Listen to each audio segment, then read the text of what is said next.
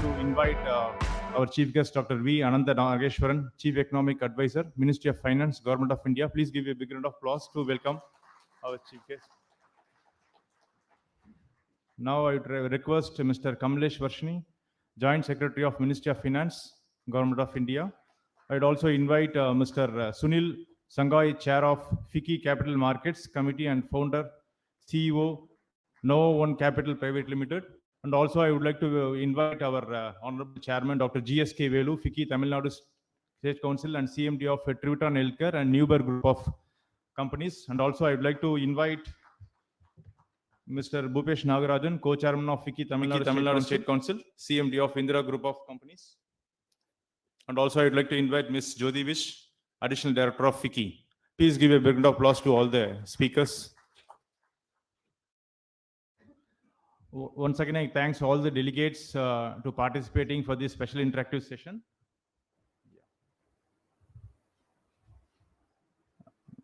On behalf of FICCI, once again, I thank our chief guest, Dr. V. Anantha Nageswaran, Chief Economic Advisor, Ministry of Finance, Government of India. Thank you, sir, for being with us as a special guest for today's event. To begin this conference, I would request Ms. Jyoti Vish, Additional Director General, FICCI, to give the introduction remarks. Thank you. Good morning, everybody, and a very warm welcome to this interactive session with the Chief Economic Advisor, Mr. Dr. Anantha Nageswaran. And welcome, sir, and thank you so much for joining us this morning. Let me also welcome Mr. Kamlesh Varshini, Joint Secretary, CBDT, Ministry of Finance, for joining us. Friends, as you all know, the global economy is in the midst of a very difficult situation. First, it was COVID, followed by the outbreak of war between Russia and Ukraine. And that was again followed by a very heightened global inflation and synchronous tightening of the monetary policy and the crisis in the banking sector also in the West. All of this did take a toll on the global economy, with several multilateral institutions downgrading their global growth outlook. While India did not remain unscarred from these developments, yet the agility with which we have managed to weather the storms is commendable. Even the COVID crisis was very well utilized by the government in introducing the measures and reforms that helped convert adversity into an opportunity. And we will see some of that today in the presentations to follow. We're also the fastest growing major economy in the world, as we all know, today offering tremendous opportunities. And all of this has been result of plethora of structural and transformational reforms like the GST, IBC, PLI schemes, the efforts towards the ease of doing business, also the cost of doing business exercises on building the public digital infrastructure, which has been one of the, the real edifice for the transformation that has happened in the economy. And these have been undertaken by the government and various regulators, and that has really held us in good stead. And to discuss the outlook on the Indian economy and the potential it offers, we're organizing today's session. And there could, of course, be no better person than Dr. Nageswaran to be with us. Before I request Dr. Velu for a welcome address, may I request Dr. Velu to please felicitate Dr. Nageswaran with a green certificate. This is a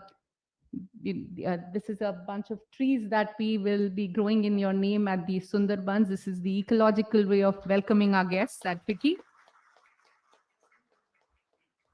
And to Mr. Kamlesh Varshini also. So may I request the co-chair of the Tamil Nadu Council, Mr. Nagarajan, to felicitate Mr. Kamlesh Varshini.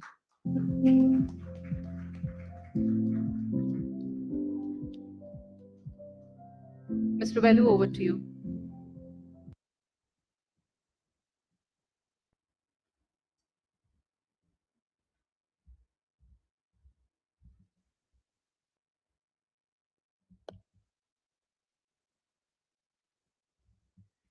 Good morning to all.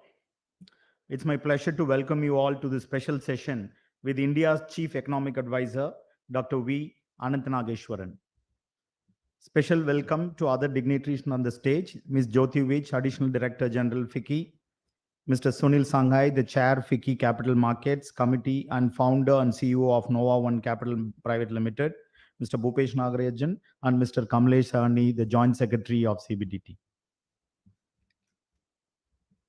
As you all know, Dr. Nageswaran is a renowned economist and author and has vast experience in corporate sector as well as in academia. We welcome Dr. Nageswaran to this special session on Indian economy at 100, Journey to Amrit Kaal. Friends, as all you know, India embarked on the Amrit Kaal journey last year upon completing 75 years of independence. India is being transformed at a rapid pace under the leadership of our Honorable Prime Minister Modi. India is today making significant strides on the global stage. While the world is still struggling to see a recovery from an unprecedented downturns of last 3 years, Indian economy has remained resilient and steered through the storms rather swiftly. The recently released GDP growth of 7.2% for 22-23 clearly highlight the resilience of the Indian economy in an otherwise gloomy global environment. India today ranks amongst the fastest growing major economies in the world, and this robust performance is expected to continue well into the future. The spate of structural reforms that we have seen over the last 9 years is phenomenal. There has been a long-term approach with forward-looking policies for strengthening the growth levers of our country.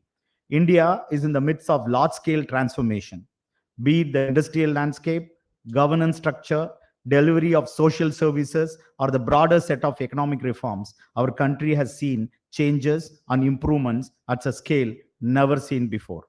There has been continued focus on improving ease of doing business through legislative as well as procedural reforms.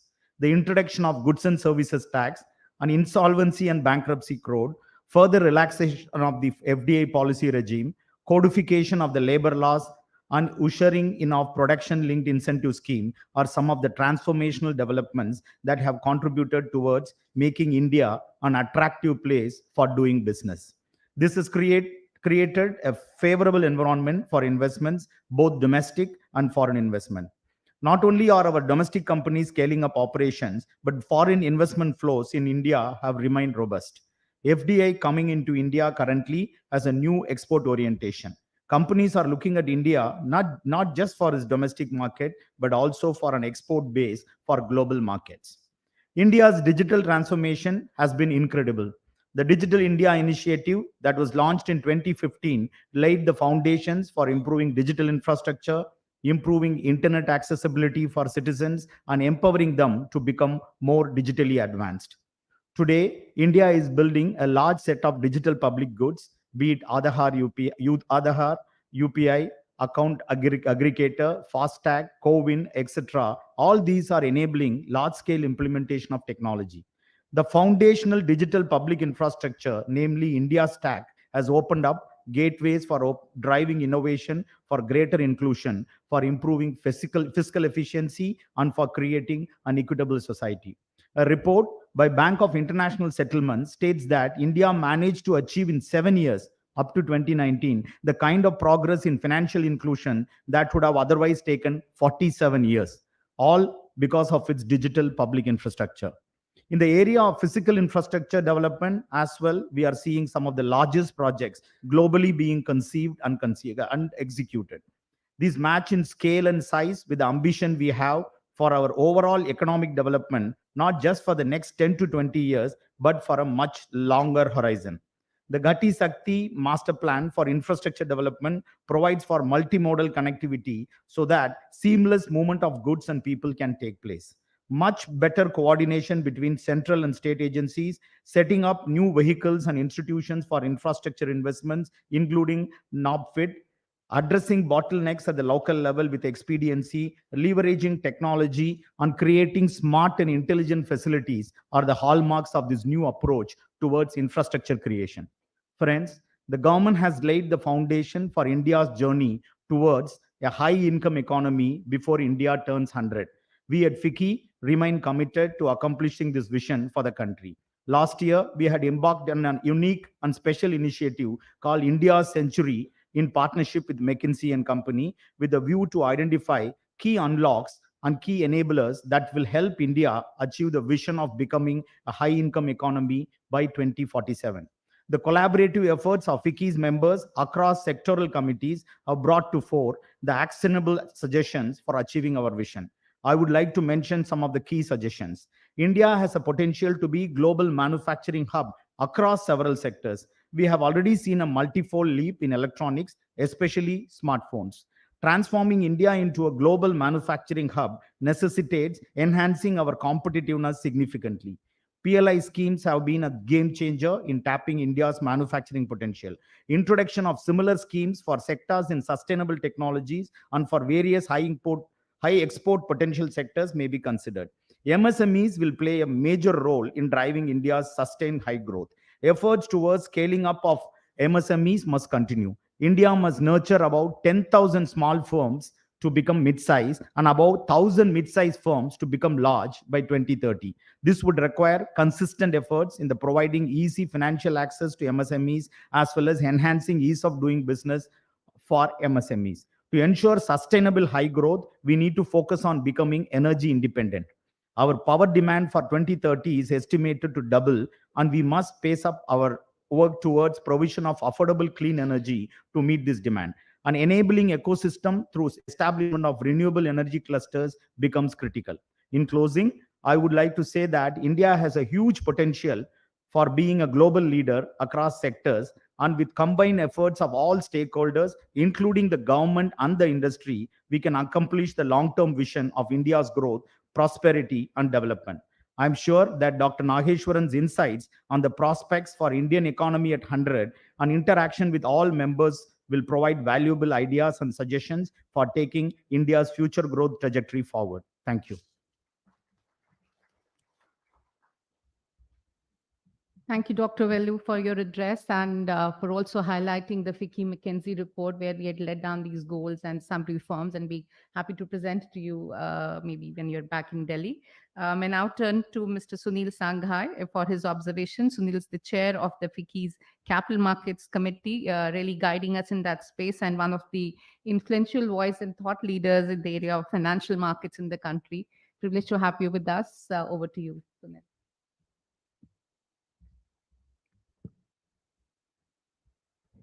Honorable CEA, ladies and gentlemen, as you just heard, a bureaucrat, an academician, an author, a consultant, an economist, a capital market banker like me, and many others. Mr. Dr. Nageswaran is one man, seems to have accomplished all of that.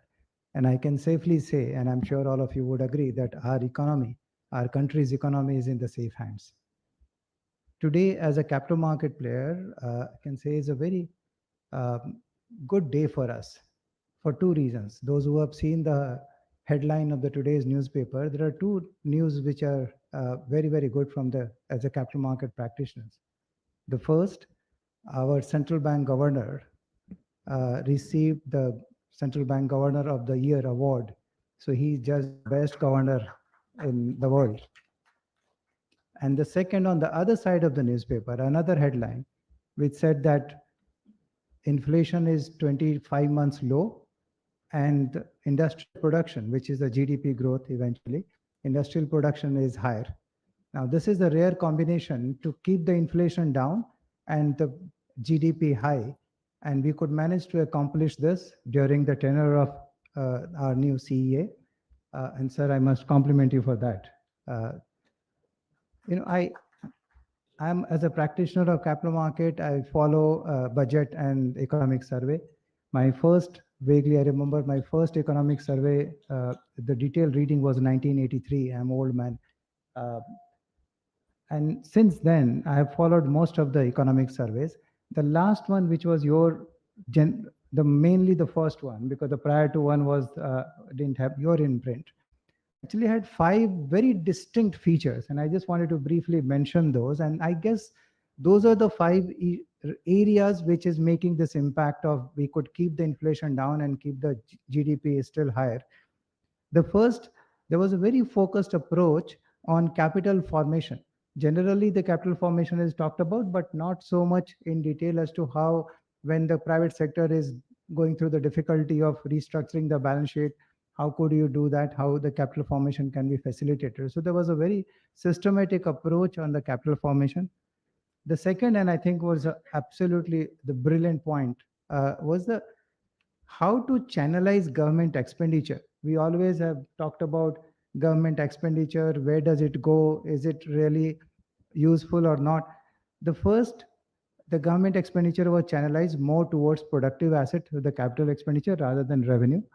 Number two, within capital also, it was invested more in the infrastructure, which has a long-term implication.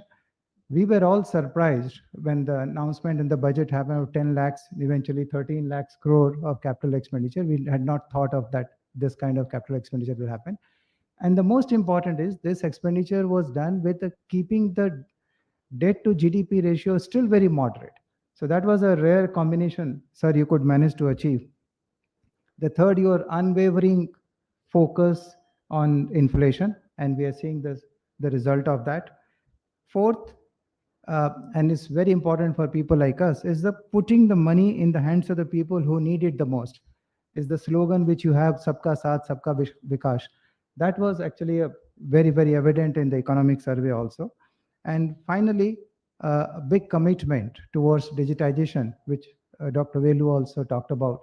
So I think this economic survey definitely stands out as compared to the numbers of economic surveys which I have seen. And that we are seeing the result of that and going to see this in the future. So we are always tempted to take advantage of your presence. So also would want to make some points, would like to highlight for your future reference. We hope and expect and wish that you are here for many, many years to come. So there are three broad points which I would like to put forward for your consideration. One is, sir, when we were growing in the capital market, we always, during early 1990s and all, we used to talk about importance of foreign investment, FDI and FPI. And we used to compare ourselves with China. China is getting so much of FDI. How much are we getting? You know, last 10, 12 years, we have got around $500 billion foreign inflows, $500 billion approximately. While foreign inflow is important for us, it's very important to give for balancing our budget and everything else, and for our growth as well. But the history tells us for any growing economy which is moving from the developing country to developed country, the domestic saving becomes equally important, if not more. We are known as frugal society. Our philosophy is simple living, high thinking. Can we do more on improving our domestic savings, sir? If our economy is $5 trillion, even if we increase 5% more saving to GDP, we are adding $250 billion every year as our own additional saving, which can take care of the foreign inflow, sir. The one characteristics for foreign inflow, you have dealt this subject for many, many years, you know this, is foreign inflow comes when we don't need it, and it goes out when we need it, actually. Whereas the domestic saving is going to be here, is going to stay. There are many ways in which we can facilitate that. Sovereign wealth fund, EPFO, more structure around EPFO. We can create, like Japan has the postal scheme. There are many different schemes which have been tried globally. So this is one area which I thought I should highlight to you in terms of the domestic saving. The second, in the changing dynamic, the world dynamics, sir. Post-COVID, the purchasing power of the world is changing because they themselves are going through a little bit of difficulty. Jyoti actually talked about it. We are still very significantly export dependent, and rightly so, because export actually increases, gives us a lot of employment, and also gives us the foreign exchange to keep the rupee stable. Is there anything else we can do to supplement our export, to support our export? And I think tourism is one area which can do both. Tourism can give large employment and can also give, particularly foreign tourists, can give us the foreign, well-needed, much-needed foreign inflow. Whether it is recreation tourism, medical tourism, education tourism, the tourism can actually create a lot of employment and can give foreign exchange. So this is the other area which I wanted to highlight to you as a long-term strategy as we talk about, the 2047. These are the area which you may want to think about in your North Block office as you start thinking of multi-year strategy. The third and the final point, sir, FICCI did a survey with MSME. We done a survey of around 650 MSME. We realized that as far as the revenue of MSME is concerned, that is growing nicely. That means that increased cost is getting passed on to the consumer, revenue is growing, whereas the bottom line is getting impacted. Now, when we went into the details of the data, there are two factors which came out. One is the bottom line is getting impacted because of the interest cost, finance cost, which I think will be taken care of. The interest cost has started coming down.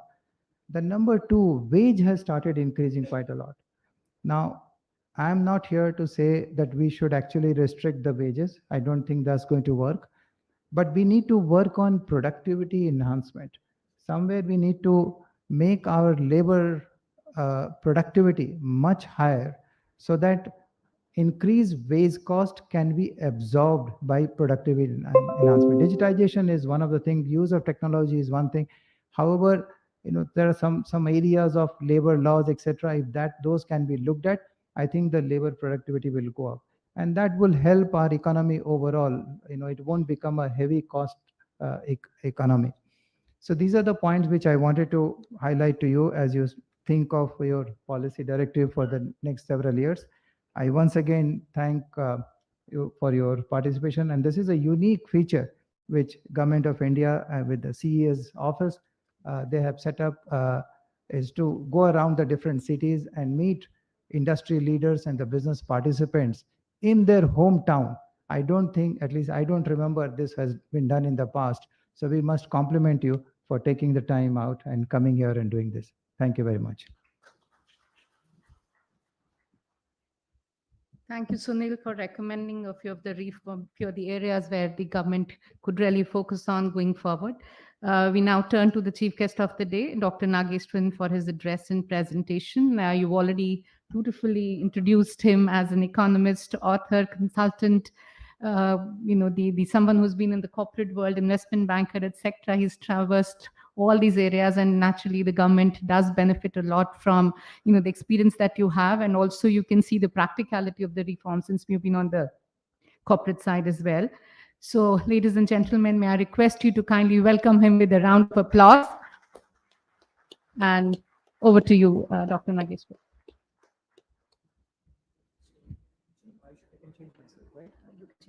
Okay. Sure. No, I can do it more. That's easier.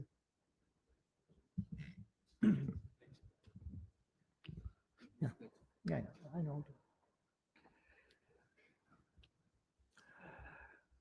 Respected and distinguished office bearers of the Federation of Indian Chambers of Commerce and Industry, my colleague, Mr. Nageswaran, ladies and gentlemen, it's a pleasure and privilege to be able to share the journey of the Indian economy as it came out of the pandemic and as it is looking ahead to the rest of the decade with you, and also take your suggestions and feedback and comments on that, but also to reassure you that while we are quite pleased with the way things have turned out so far, we are not unmindful of the challenges that lie ahead for us. Should I point to that?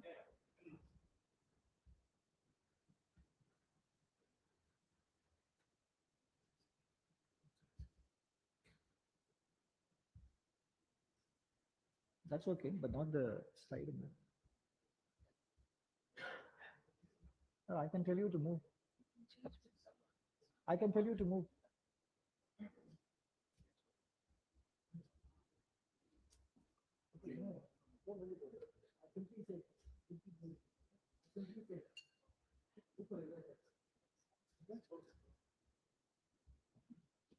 That's okay. We'll handle it.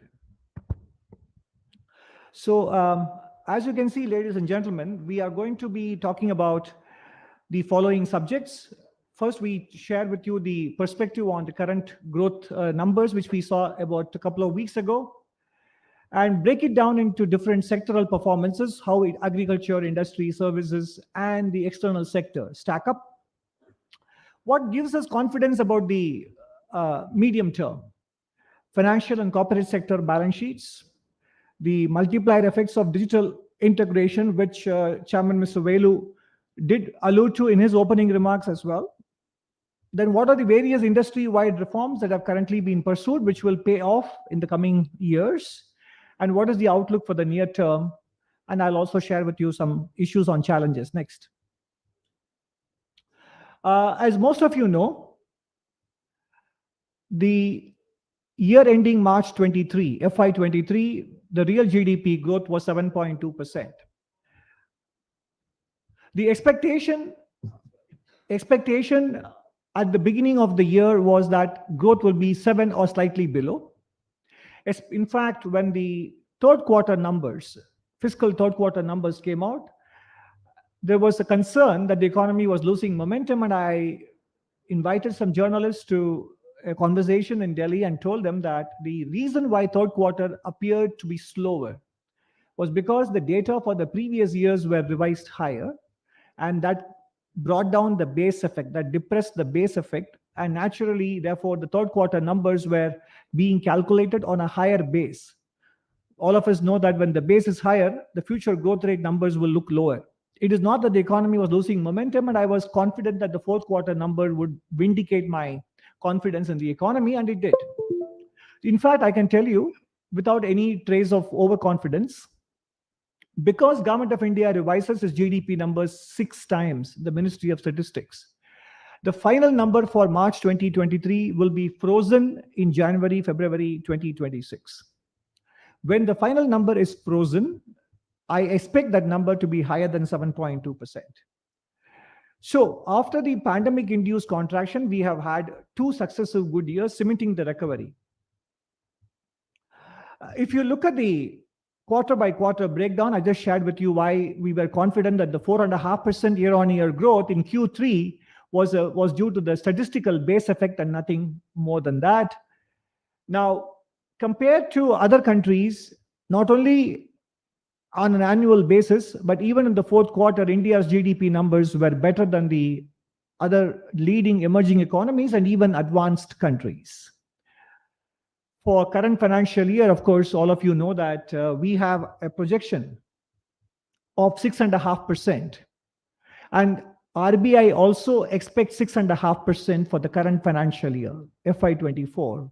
And both Ministry of Finance and RBI consider this 6.5%, the risks surrounding this number, to be evenly balanced. In other words, we could exceed this number by 20-30 basis points, or we could fall short by 20-30 basis points. So the risk of 6.5% is tilted evenly between potential downside and potential upside. And this kind of harmony in terms of the expectations from both the Ministry of Finance and RBI suggests that we are highly confident of hitting this number, 6.5% real GDP growth. Now, if you look at the progress of the Indian economy in the global ranking, we were the 10th largest economy in 2014, and we expect to become the 3rd largest economy in 2027. Let me assure you, it is not going to happen by simply showing up there. It will happen if we do the right thing. Just to show up and not perform is something that will help us. And if you think I'm talking about the World Test Championship, that is your responsibility, not mine. And India's average contribution to global GDP was barely 1% until the new millennium. Now, going forward, 1/16 of global growth will come from India. Of course, given the size of China and the United States, they will still be the 2 largest contributors to global GDP year on year. But India's share has gone up 6 times compared to the turn of the millennium. And India is the 3rd largest contributor to global GDP this year, FY24, and in the coming years as well. The Private consumption, which obviously got impacted due to loss of employment opportunities, loss of income, etc. So you can see that the red trend line kind of came down post-pandemic to the black line. But it is good news that the black line has now caught up with the red trend line, which means the economy is now operating in terms of private consumption trend as though the pandemic did not happen. So we have caught up with the pre-pandemic trend when it comes to private consumption, and that's good news. How does the current financial year look? It's one thing to be satisfied with 7.2% in FY23, but how does FY24 look? We are, of course, barely 2 months into the new financial year, but the good news is that if you look at the multiple indicators that we track, whether it is in services or manufacturing or external sector, exports, GST collections, bank credit growth, you name them, we do have a dashboard which we track quite actively, and all of them are in light green or strong green, indicating good momentum in the economy. And some of you may not be aware, the Reserve Bank of India comes out with a monthly economic bulletin, and chapter 1 in that monthly economic bulletin has a good description of the state of the economy. It's a good read. Similarly, the Department of Economic Affairs does come out with its monthly economic report, which is also available around the third week of the month. So the report for the month of May will come out in the third week of June. So this is also available on the internet, and both of those reports, RBI's as well as the Ministry of Finance reports, will give you a good handle on where the economy is poised and how it is going. And also it will give you a sense of whether we are aware of what's going on in the economy, both the good and the challenging aspects of it. So please do take a look at them whenever you get time. Okay, now we move on to different sectoral performance. First, we start with the agriculture sector. Of course, right now I was in Kerala for 3 days, and it was good to see the monsoon being reasonably active, because the only thing that matters, the difference between the West and the East is that whenever some things have to be spoiled, they say it rains on the parade, right? It rained on the parade. So they use it sort of as a dampener, as something that disrupts good activity, whereas we welcome it. For us, rain is auspicious and rain is a positive thing. And this year, of course, there are concerns about El Nino, but one thing you should remember, most drought years are El Nino years, but not all El Nino years become drought years. So it's important to keep the distinction in mind. And also the IMD forecasts El Nino to set in the second half of the monsoon season. So by then, hopefully, bulk of the monsoon rainfall should be already with us.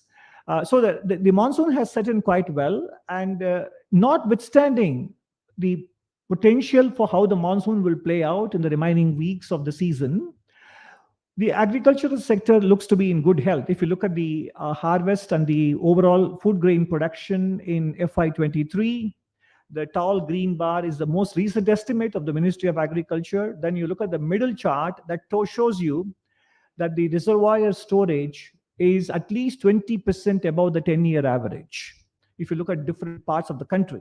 And then there is adequate seed availability with farmers for cultivation. And you have storage of wheat and rice available in plenty to ensure that any supply disruptions are handled. And in terms of farmers' own outlook and confidence, you can see the tractor sales numbers, because the tractor sales numbers have exceeded the pre-pandemic trend as well. While we have given you monthly data, if you look at the annual data as well, you will see that tractor sales are running ahead of what they were even before the pandemic happened. And fertilizer stocks are in comfortable position, helping farmers to ensure the maximum possible yield. So by and large, the monsoon does have an important sentiment effect on the economy, but in terms of handling its impact on output and prices, we are well covered as of now.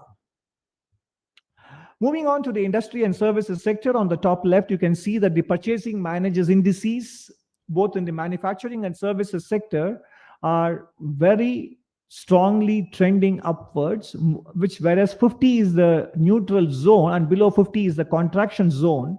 Above 50 is the expansion zone. We can see that both manufacturing and services sector, there is confidence among the companies and firms, and they are looking to expand, and that is what these numbers suggest to us. And then you look at the construction sector, which is picking up quite strongly as captured by the steel production and cement production data on the top right. And then you have railway free traffic and foreign tourist arrivals is now catching up with the pre-pandemic trends as well. So you have both manufacturing and services sector moving further onto services. The growth rate of the three sectors on the top left, you can see that while industry growth rate seemed to have slowed, it was temporarily caused by the high oil prices last year. But services growth is quite robust, and agricultural growth, as one would expect, is steady between 3 and 4%. But industry growth, as you saw in the latest industrial production data, it is beginning to ramp up again. And the export of goods and services together were about 24% of GDP. And then if you take into consideration that imports are slightly on the higher side, given that India has a net trade deficit, as a percentage of GDP, our overall trade exposure is more than 50% of GDP. So India is not a closed economy. It is an open economy. External trade, imports and exports together equal almost half of GDP. And then you look at private consumption, it's the highest in 16 years. I know that some of us have concerns about the rural consumption. I will talk about it in the next slide. And the last bottom right is the most important one. There is plenty of questions and concerns in people's minds whether industry is beginning to invest. And the answer is undoubtedly yes. We do track both government spending as well as private sector spending on capital formation. For example, one of the private sector banks tracks 3,023 consistent sample of companies based on their cash flow statements, how much they spend on capital investment. In 2021, these 3,023 companies spent 2.1 lakh crores in the first 6 months of the year, because this comes out only twice a year. So the data for the full year will come in June, July, etc. But I have data only for the first 6 months, April to September. 2.1 lakh crores in FY21 in the first 6 months. 2.7 lakh crores in FY22. 3.3 lakh crores in FY23. This is 6 months data. So there is a very clear trend of private sector ramping up its capital expenditure.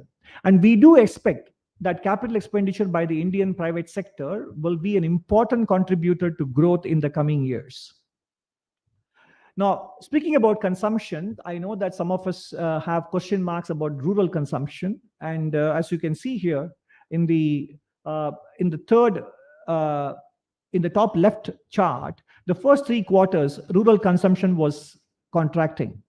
But in the fourth quarter, you can see that the red bar has a slight blip above the zero line. And I was speaking to some of the FMCG companies, and they say that this trend has continued in the first 2 months of the current financial year as well. So the fourth quarter turnaround is not just a one-off phenomena. It is continuing. And as you can see on the right top, why it will continue? Because agriculture and non-agricultural wages are rising at high single-digit growth rates. And as inflation comes down, real wages are going to be stronger, which will support consumption in rural India as well. And the other proxy that we look at is 2- and 3-wheeler sales. They are beginning to rise as well. And the increase in minimum support prices and the Manrega program disbursals will also supplement the overall rural spending power.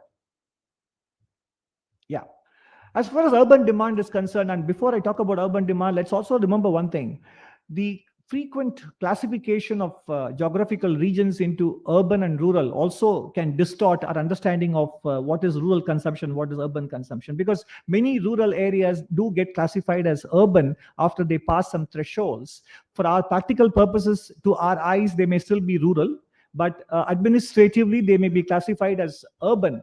And therefore, sometimes what you see as strong growth in urban consumption and weak growth in rural consumption could also be an artifact of this administrative reclassifications. Passenger vehicle sales is pretty strong, going well, and housing new launches across different parts of the country are rising as well, because housing construction will also lead to multiplier effects on employment generation and also demand for cement and steel, capacity expansions, etc. It has got a nice bandwagon effect, which we will benefit from. Domestic air passenger traffic in 22-23 is rising, growing at a rate well above the previous 3 years. and so is credit card spend on the part of households.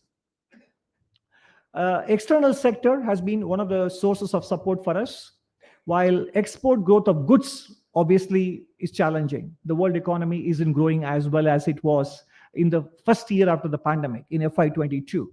So goods exports have stabilized at $450 billion. But the services sector exports, and even yesterday in Bloomberg, there was a big article about, anybody can guess where is the second largest office for Goldman Sachs in the world after New York? Bangalore. And many of the, and it's still expanding. They are looking at Pune, they're looking at Delhi as well. And Schlumberger, for example, the entire risk management of Schlumberger is done out of India. So it is no longer about IT and IT-enabled services. It is global capability centers in multiple service aspects, service risk management, compliance, inventory management. Most of these things are done out of India. So service sector growth, service exports growth is around $350 billion, is growing at 25 to 30%. Some of you will rightly ask whether artificial intelligence will cause some impact on this for the long term. It is gratifying for me to note here that some of the companies who are benefiting from services exports are already thinking about it.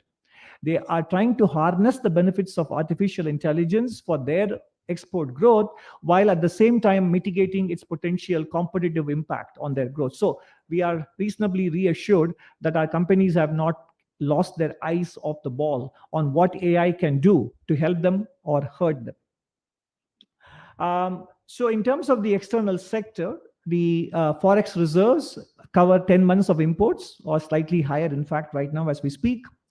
And the current account balance, which was a concern at the beginning of FY23 because of oil prices going higher in April, May last year, and because of higher food and fertilizer prices, but now they have stabilized. And we, in fact, expect in the current financial year, the current account deficit to be less than 2% of GDP, which means the financing of the current account will be less of a challenge. And it is welcome at a time when foreign direct investment, not just to India, but globally, foreign direct investment is slowing because countries are reshoring rather than offshoring. And it is due to geopolitical fragmentation, it is due to security concerns, etc. So there is a rethink on countries sending businesses and investments abroad. Given that, what is the sustainable level of current account deficit that countries can run will also have to be reevaluated all the time. Moving on, I think Mr. Sunil Sanghi in his remarks very justifiably pointed out that the RBI governor has received one of the best governors awards, and it is very well justified and deserved, because India, this time in the cycle, inflation peaked at 7.8%. Measured inflation peaked at 7.8%. The upper end of the inflation target was 6. We peaked at 7.8 in April last year. So the deviation was 1.8%, whereas in several other developed countries, their target is 2%, but they had inflation rates of 10%. So our inflation overshoot was one of the lowest in the world. And today, the wholesale price index, because of the decline in food, fuel, and fertilizer prices, due to the base effect of last year's sharp increase, now the WPI inflation is actually disinflation or deflation, running at minus 3.5%. And the businesses, therefore, on the bottom left, you can see, are expecting inflation rates to remain stable at around 4%. So we do think inflation will not be a challenge for households and the cost of living in FY24. All this is good story about last year and the current financial year, but what is the outlook for the medium term, let's say up to FY30? If you look at this chart, what you see is a big run-up in the debt ratios of companies in the private sector in the first decade, and then a pullback in the second decade because we overborrowed and banks overlent. The result was balance sheet strains and stress for the corporate sector and the banking sector in the second decade. So indigestion had to be managed, and corporates had to reduce their debt, sell off assets, consolidate, etc., etc. So overall corporate debt to GDP ratio came down in the second decade. Banks also reduced their exposures. They could only lend to the most credit-worthy borrower in the economy, which is the government. And that is why the government took upon itself the challenge of doing capital expenditure, because the corporates were busy repairing their balance sheets. So if we all think that the second decade saw somewhat disappointing growth performance after the heady expectations of the first decade, it is mainly because in the first decade, many of the investment and credit decisions made were turned out to be unsustainable. So second decade was payback. And now both corporates and banks are having strong balance sheets. They are willing to lend and borrow respectively. And that is why if you look at the data for the second decade, you would notice that the index of capital goods production was lower, was not rising strongly, and capital goods imports were also not growing last decade because companies simply were not interested in investing. After the first decade's over-investment, they had to get their house back in shape. And now you can see that the bank's non-performing assets ratios are much lower. Their risk-weighted capital ratios are double the minimum threshold that RBI prescribes. And you can see the result of it in the credit growth, which is running at double digits for MSME as well as other sectors like agriculture, industry services, and personal sectors as well, education, car and housing loans, etc. So this is going to be an important distinguishing factor for our growth. Second decade, we had an investment drought. The third decade, we are going to have a private sector investment plenty, not a drought. So in that sense, if international organizations think India's trend growth is about 6%, private sector capital formation can add anywhere between 0.3 to 0.5% per annum to this trend growth estimate for the remainder of this decade. And that is what you are seeing here. On the left, I'm giving you some evidence that capital goods index production is picking up very strongly, the blue bars, and the green bars tells you the construction and the infrastructure goods index, they are also rising. And as I mentioned earlier, the capital goods imports are also running at double digits. These are all leading indicators for companies undertaking capital expenditure. And last year, excepting 3 sectors, every other sector saw average capital investment growing at more than 20%. In fact, the hotels and hospitality, 80% growth in capex spending in FY23 over FY22. In fact, the total employment in the hospitality sector was 4 crores pre-pandemic. During the pandemic years, it came down to 2.9 crores, and today it is back to 4.5 crores, exceeding the pre-pandemic data. Hospitality sector employs now 50 lakh people more than it employed pre-pandemic. And how can the government or governments around the country, union and state, support this phenomena of better investments? It is by keeping the fiscal house in order. Fiscal deficit target is 5.9 for the current financial year. We look to achieve 4.5 by FY26, and more than the gross fiscal deficit. The primary deficit and the revenue deficits have come down even more meaningfully despite the pandemic era spending on health, despite security spending because of some disturbances that happened across the border in April 2020. And in spite of the welfare spending continuing into 2022, the trend towards fiscal deficit is declining to more sustainable levels. And as Mr. Sunil Sanghi mentioned, the ratio of revenue to capital expenditure has shifted in favor of more capital expenditure. As he mentioned, chapter 3 of the economic survey gives you more data on this. Our revenue to capex ratio from the government side was 88 to 12 5 years ago. Now it is 78 to 22, a 10 percentage point increase in capex and 10 percentage point decline consequently in revenue expenditure. Tax collections are both corporate taxes and personal taxes and indirect taxes are on the rise, which is helping the government undertake this capital expenditure as well as provide for welfare payments to those people who need the government support as well. And this is expected to continue on the back of strong economic growth in the coming years. Digital integration, many of us experience it on a daily basis, but it is a game changer. In fact, when we do make presentations about UPI, account aggregator, DigiLocker, FASTag, etc., many of the developed country colleagues across the table look astonished for the simple reason that they don't expect these developers from a country with per capita income of $2,300 to $2,500. But that is what we have achieved. More importantly, we have achieved them within a framework of public-private partnership, and they are affordable to all segments of the society. And it is not concentrated in the few private hands as it has turned out to be in the United States. The original vision of the internet was an open democratic platform, but it has not played out that way 30 years later in the United States. Whereas in India, the digital infrastructure has evolved in a manner which is affordable, sustainable, open, without concentration of power in the hands of the digital companies as well. So you can see that the online usage in India is well ahead of the world's largest digital economies. And the drivers of digital economy are basically 4G internet, digital payment index, and the trust in digital mediums as well. So my expectation is that these various initiatives, open network digital commerce, which will put world market at the doorsteps of even the smallest retailer and the smallest vendor. E-Shram portal provides informal workers a space to register themselves and avail of government benefits.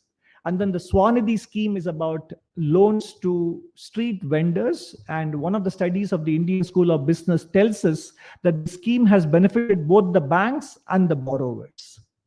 Udyam portal is for MSME registration, and the registration of MSMEs in the last 2 to 3 years has exceeded the registration of MSMEs in the previous 15 years.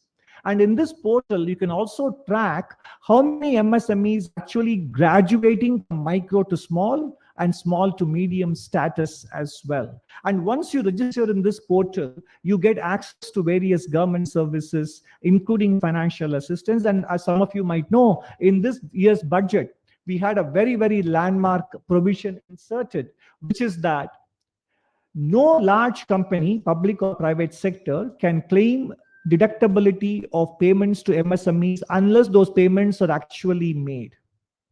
So you cannot claim to buy things from MSMEs and not pay them, but at the same time claim them as tax deductible expenditure. So these are all the ways in which we are trying to make sure that the working capital needs of MSMEs are addressed.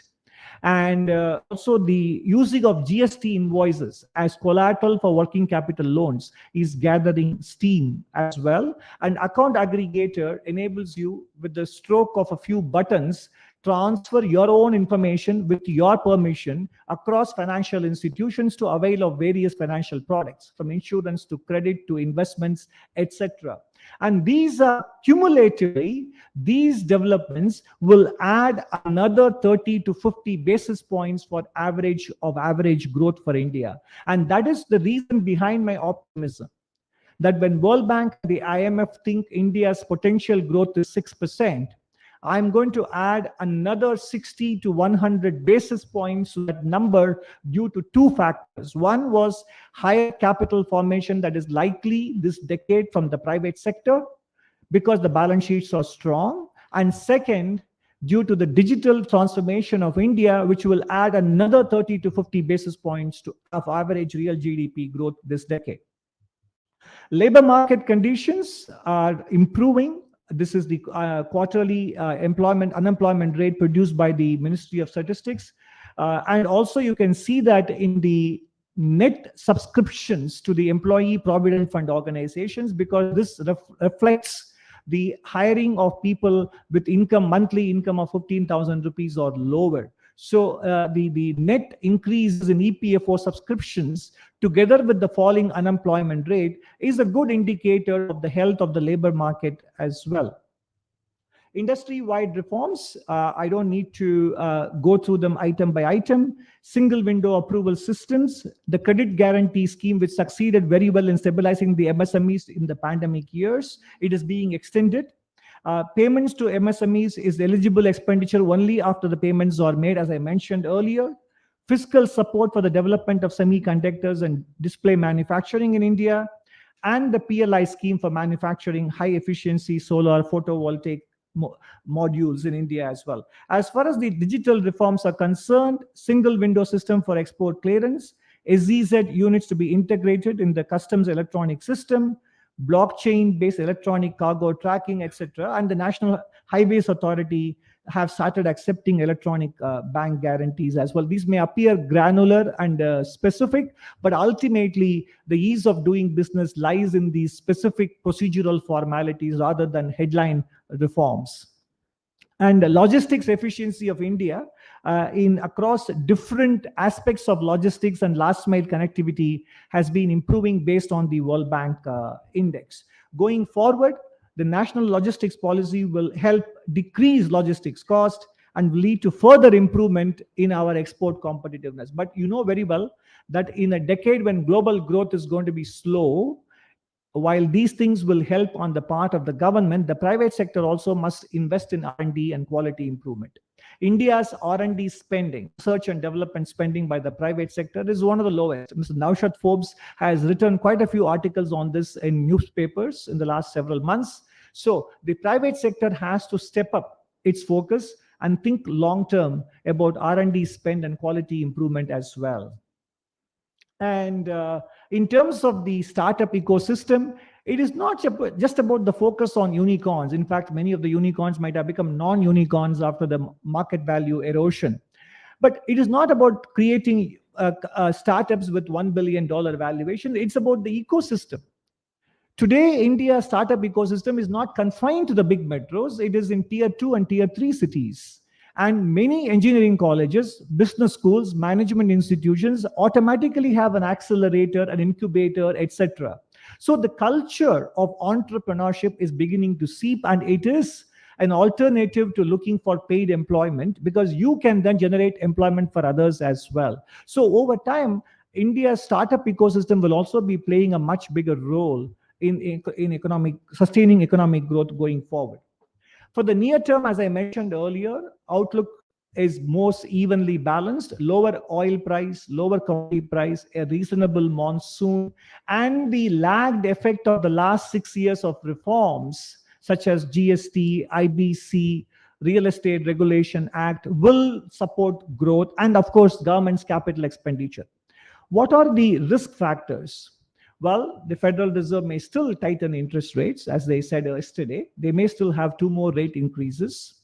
And of course, the monsoon may be much weaker than we expect. While we think it will be close to normal, it could be much weaker than expected if rains do not come through as we expect.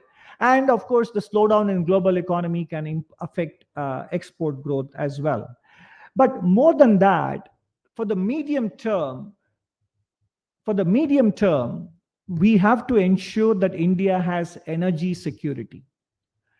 We are coming under tremendous pressure, and also it's good for us in the long term, no doubt about that we have to diversify away from fossil fuels because we depend on them through imports.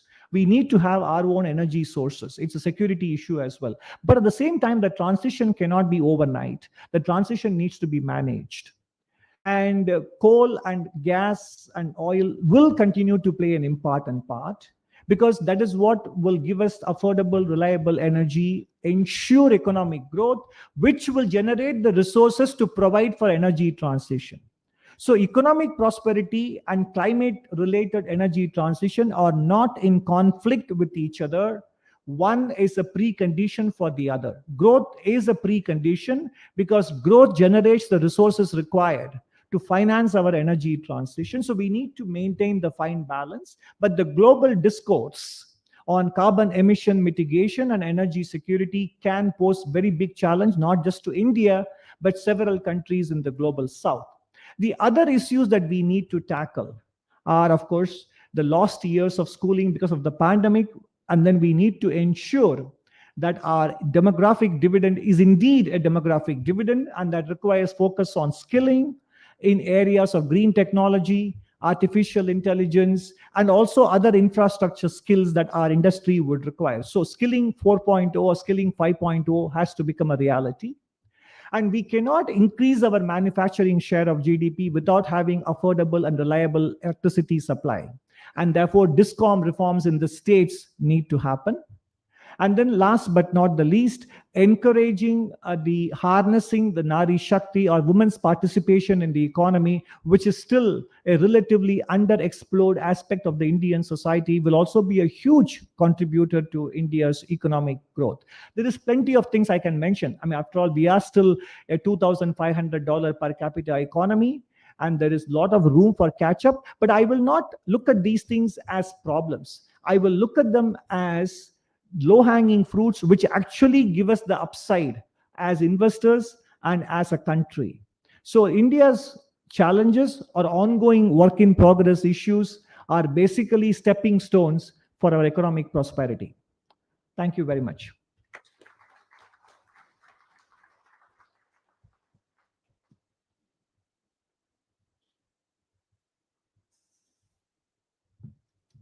Thank you so much. I think you've given us a real flavor of what's really happening in India. I think, ladies and gentlemen from the businesses here, so definitely this is the best time to invest. You did talk about the digital financial infrastructure and the startups, and two are quite interlinked because, you know, this has really led to proliferation of a lot of startups.